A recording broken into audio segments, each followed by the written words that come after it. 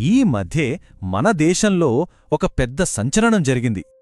రీసెంట్గా Gujarat anti terrorist squad అంటే ATS వాళ్ళు 3 వ్యక్తులను అరెస్ట్ చేశారు. లక్నో, ఢిల్లీ, అహ్మదాబాద్ ఈ ప్రాంతాల్లో వీళ్ళు ఒక పెద్ద ప్లాన్ వేసినట్టు ఆరోపణలు వస్తున్నాయి. వాళ్ళ ప్లాన్ ఏమిటో తెలుసా? ఆముదం గింజల నుంచి తీసిన ఈ రైసిన్ అనే విషాన్ని ఉపయోగించి హత్యలు చేయడం. అసలు ఈ విషయాన్ని ఎందుకు ఎంచుకున్నారు? ఎందుకంటే ఇది చాలా తేలికగా దొరికే మొక్క నుంచి వస్తుంది. పైగా దీన్ని కనిపెట్టడం కూడా చాలా చాలా కష్టం. ఓకే, గుజరాత్ కుట్ర అంటున్నాం, రైసిన్ అని వింటున్నాం. ఇంతకీ అసలు ఏంటి రైసిన్? సైంటిఫిక్గా దీని సంగతి ఏంటో కొంచెం లోతుగా చూద్దాం. రైసిన్ అంటే బేసిక్గా ఆముదం గింజల్లో సహజంగానే ఉండే ఒక ప్రోటీన్. కానిది మామూలు ప్రోటీన్ కాదు, చాలా అంటే చాలా విషపూరితమైనది.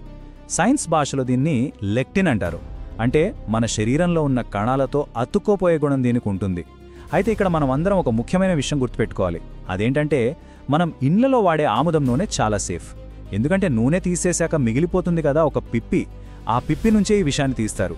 సో అసలు ప్రమాదం అంతా ఆ పిప్పిలోనే దాగి ఉందన్నమాట. మరి రేసిన్ని ఇంత ప్రమాదకరంగా మార్చేదేంటి చూద్దాం.